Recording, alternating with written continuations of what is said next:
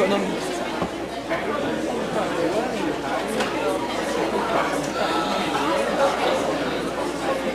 Vai no jato da cadeira.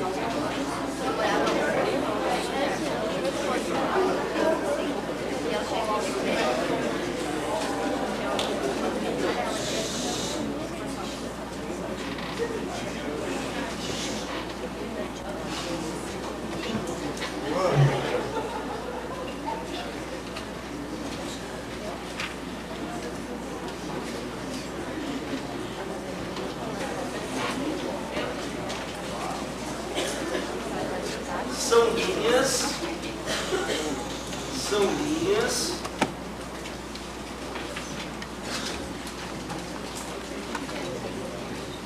que unem pontos, são linhas que unem pontos,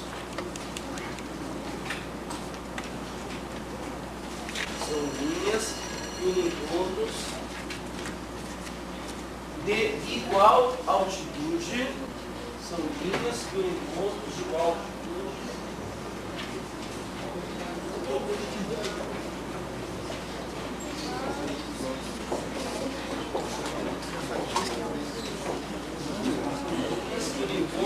altitude. Em intervalos iguais, igual altitude. São linhas que unem pontos de igual altitude em intervalos iguais. Ponto 5. Quanto mais próximos, agora dá uma olhadinha para cá. Ó, quanto mais próximos aparecem em um mapa, quanto mais próximos aparecem em um mapa, maior maior a declividade do terreno. Maior a declividade do terreno. Ponto 5.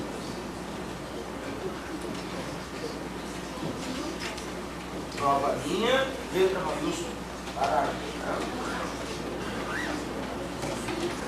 Na agricultura sem H. Na agricultura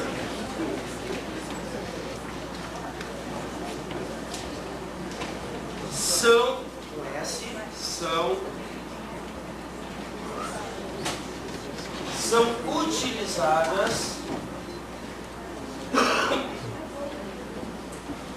utilizadas para conter a erosão.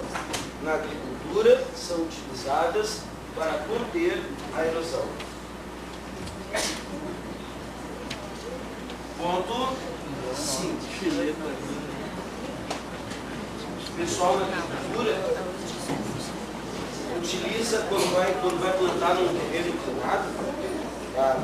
Tipo assim, aqueles lados lá de Passo Fundo, Erechim, aquela parte mais assim, ó, noroeste do Rio Grande do Sul, se planta muita soja na região. E o relevo lá, ele é todo encoxilhado, assim, ele é todo cheio de leves caídas. Então, quando eles estão arando, eles vão arar a terra para preparar, para botar uma soja em cima, eles pegam e fazem montinhos de terra, respeitando sempre a mesma altitude. Aí o que acontece? Quando vem a chuva, como tem esses montinhos de terra aqui, ó, a água ela não consegue adquirir muita velocidade na descida. Consequentemente, isso aí previne o quê? Previne não, mas tenta reduzir a erosão. Só para te ter uma ideia, uma terra recém-arada, que desceu uma chuvarada, tipo aquela última chuva que eu estou dando, tá? No fim de semana, assim, choveu, Pauleiro, acho que faz uns 2 fins de semana, fim de semana retrasada, tá? Deu uma chuva super forte. Uma hora de uma chuva daquelas, uma terra recém-arada, o volume de terra verde leva mais de 600 anos para conseguir voltar ao que era, para conseguir entrar no região. Tá? Só não vai confundir o cultivo em planta de nível com terraceamento. Terraceamento sul, sudeste e leste da Ásia. Ali o que tem relevo acidentável, tem uma densidade demográfica muito grande, gente muito pobre, uma quantidade de mão de obra muito grande e a necessidade de produzir comida em cada pedacinho do terreno. Então, o que eles fazem? Lá eles fazem cultivo em terraceamento, ou seja, eles pegam uma determinada elevação, e constroem terraços assim, ó.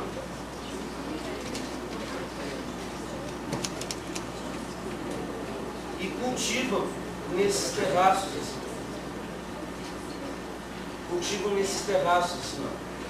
Isso aqui é cultivo em terraços. Isso aqui é cultivo em curva de nível. Tá?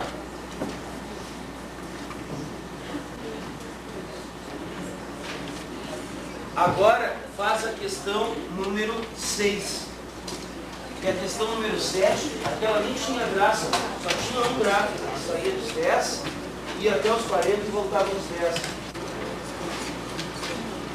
São linhas que unem pontos, isolinhas, são linhas que unem pontos de igual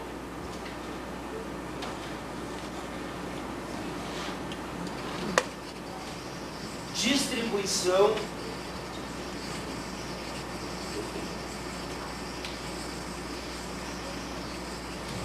de um evento. Ponto simples. Então elas podem unir pontos que têm a mesma precipitação. As curvas de nível são isolinhas também. Elas unem pontos que têm igual altitude, igual temperatura, igual pressão. Quase todas a gente, só de ouvido, a gente sabe o que é. Agora, tem algumas que só Deus sabe o que é. Qual é a primeira que aparece aí no livro? Isóbaras, não é isso? Pô, isóbaras, tiro isso, fica só com baras, tá? Tudo relaciona direto, porque com pressão, né? Essa aí é barbada. São linhas que unem pontos de igual pressão atmosférica.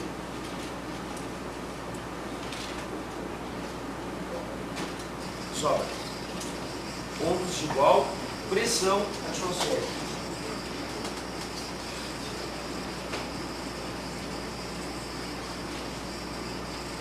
Agora tem outras que é impossível conseguir adivinhar um troço desse. Isóbatas unem pontos de igual profundidade. Olha que coisa importante de saber. Como é que um médico vai exercer medicina sem saber o que são isóbatas? Como é que um advogado vai defender uma causa sem saber o que são isóbatas? Como é que um gerente de um hotel vai gerenciar o hotel sem saber o que são isóbatas?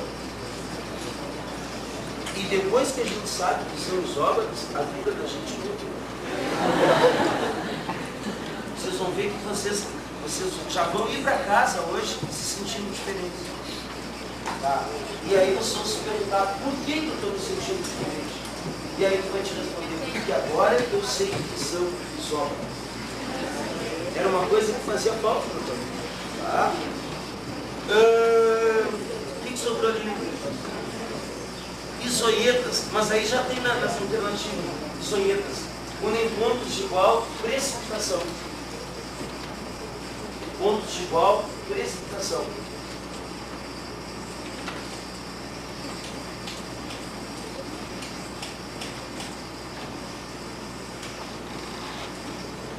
Igual precipitação. E as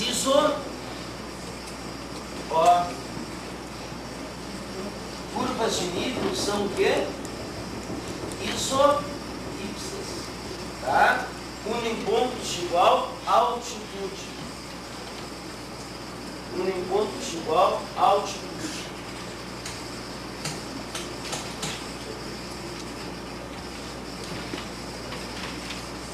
Certinho? Tá, agora tu faz o seguinte. Dá uma olhada na questão número 4.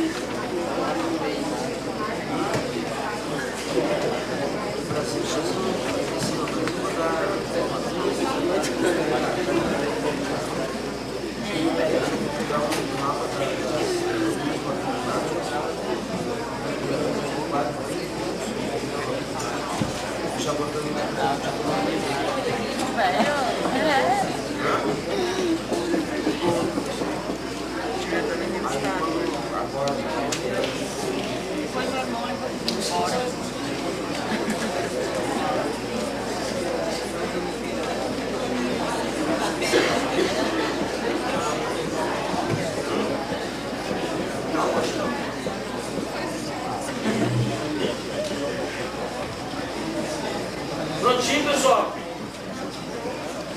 Olha só, uma questão: qual é o objetivo de uma prova de vestibular? Seleção, não é isso? Tá.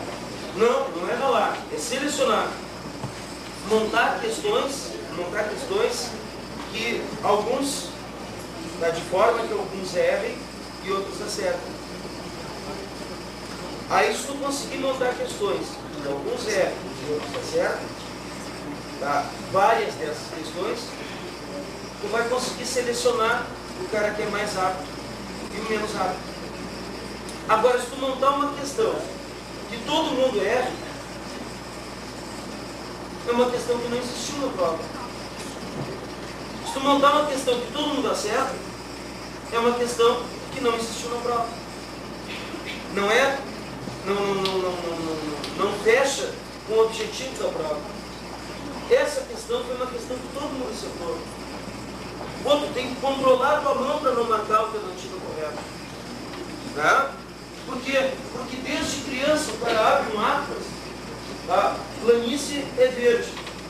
Aí, à medida que o negócio vai subindo, vai passando pelo amarelo, dependendo da gráfica que fez o mapa, vai avermelhando, ou então amarronzando a coisa. E onde tem uma altitude muito grande, tem neve eterna. Então eles botam um branquinho, só para lembrar que tem a neve. Então tu acaba marcando a alternativa correta. Jamais eles vão fazer uma questão igual a essa. Mas, sempre tem mais. Eles ainda não fizeram. O que acontece? O número de questões das provas eles estão reduzindo cada vez mais. À medida que reduz o número de questões, a tendência, questões com várias afirmações, que aí tu consegue cobrar vários conteúdos numa questão só. Ou então, o enunciado de uma questão misturando assuntos diferentes. Me diz uma coisa: eu abri um atlas, esses atlinhas que a gente tem assim, tá? Eu abri um atlas, apareceu um mapa mundi. Esse mapa mundi que apareceu no atlas foi construído em grande escala ou em pequena escala?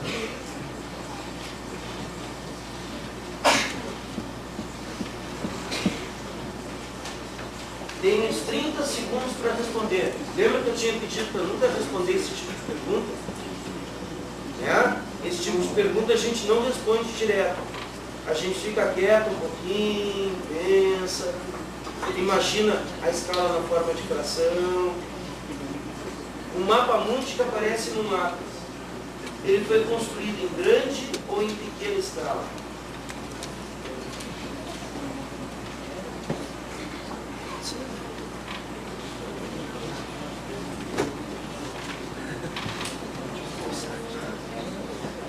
Eu ainda tenho quase 15 minutos para pensar.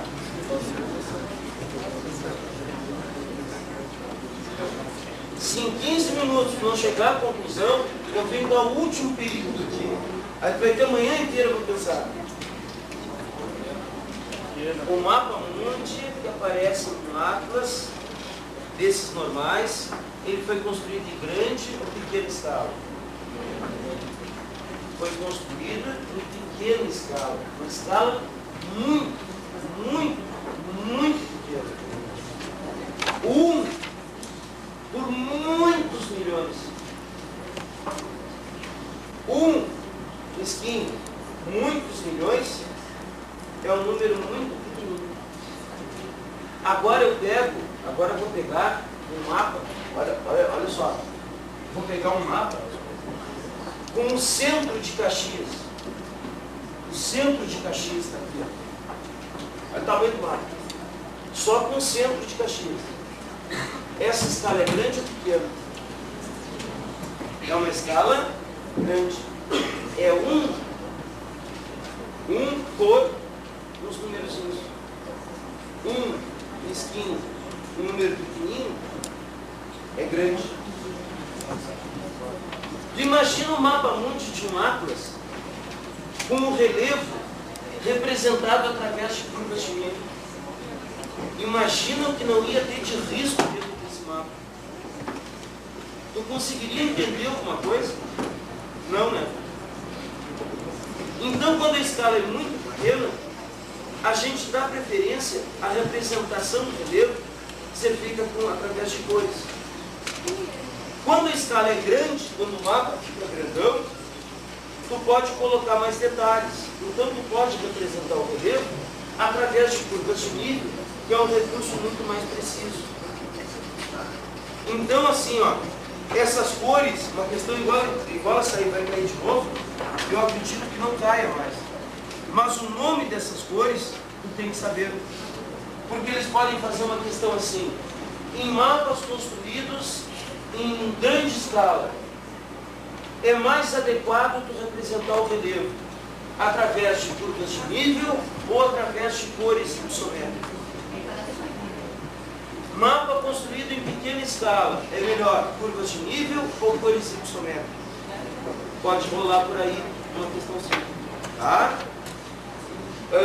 Ou pode até entrar numa questão daquelas que tem várias afirmações. Né?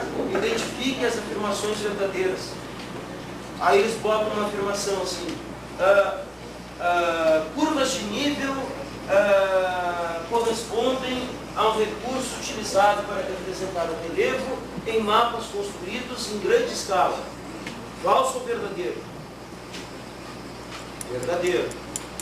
Cores ipsométricas são recursos utilizados para representar o relevo em mapas construídos em pequena escala. Falso ou verdadeiro? Verdadeiro. Tá? Por aí pode rolar a questão sim. Anotaram o nome das curvas, das cores? Cores o que mesmo? Ipsométricas. Cores ipsométricas. Cores ipsométricas.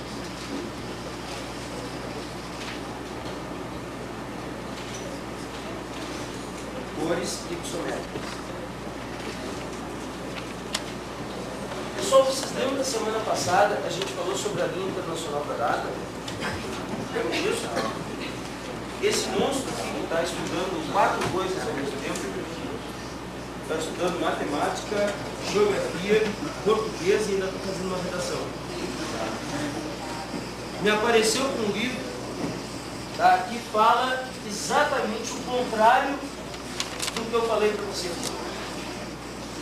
Tá. O livro coloca a regra exatamente o contrário do que eu coloquei para vocês. Aí durante essa semana, eu dei uma olhadinha em vários livros. E em vários livros eles cometem o mesmo engano. Tá?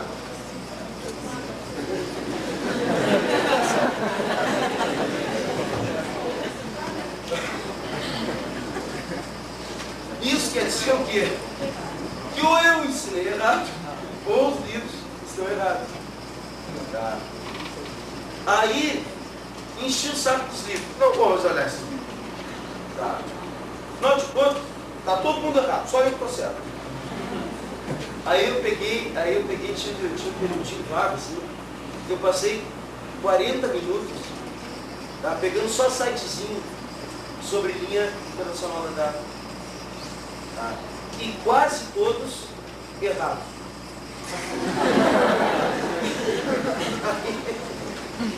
Aí eu comecei a entrar numas assim, ó.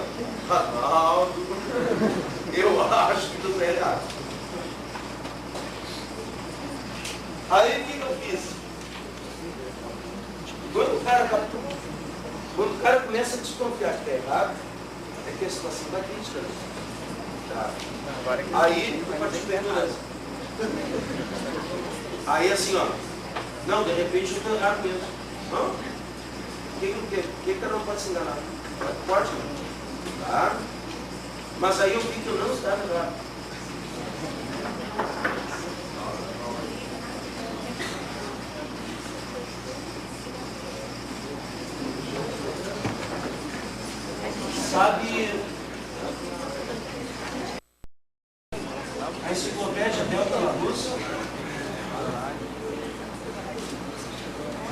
Não é porcaria, né?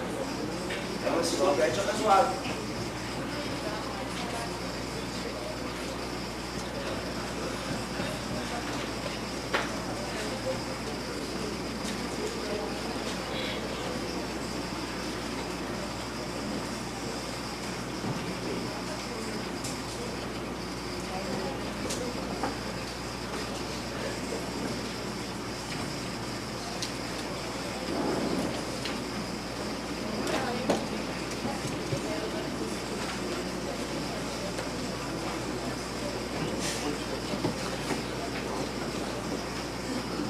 Até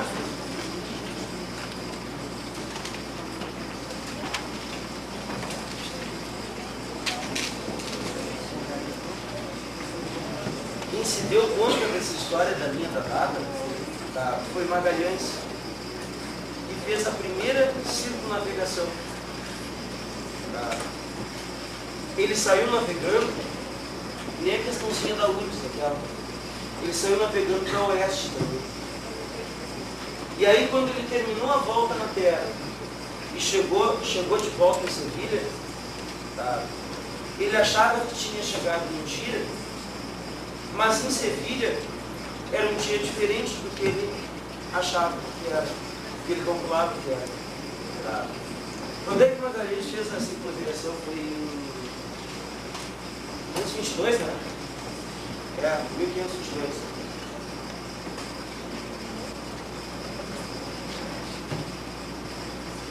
Esse seu engano pode ser fatal na hora da minha aprovação. Só que eu não estou enganado, tá?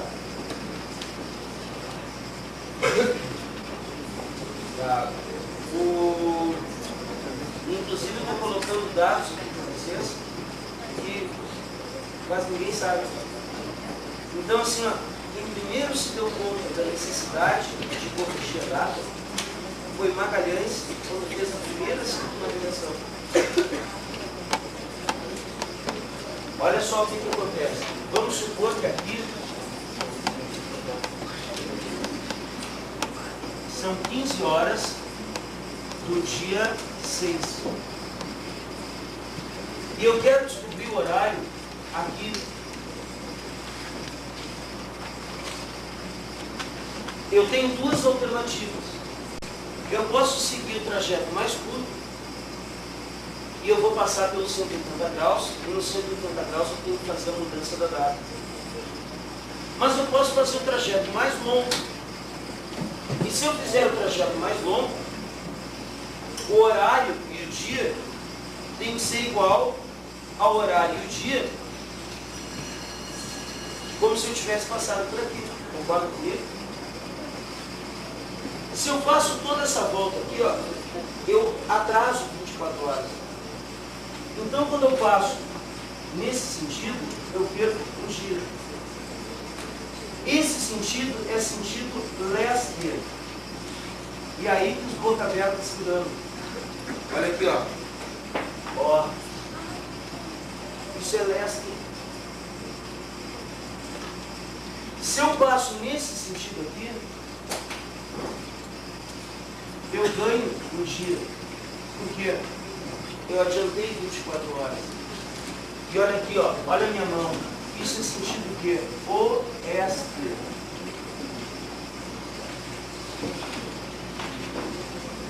(15, 16, 17, 18, 19). Era dia 6. Passei para o lado de cá, ficou dia 5. Hã? 15, 16, 17, 18, 19. 19 horas. Tá? Agora, se isso aqui estiver errado, se eu fizer esse trajeto, não vai dar esse resultado. Se isso aqui estiver certo, se eu fizer esse trajeto aqui, é obrigado a dar esse resultado. 15, 14, 13, 12, 11, 10, 9, 8, 7, 6, 5, 4, 3, 2, 1, 0. 23 horas do dia anterior. Dia anterior ao dia 6 é dia 5.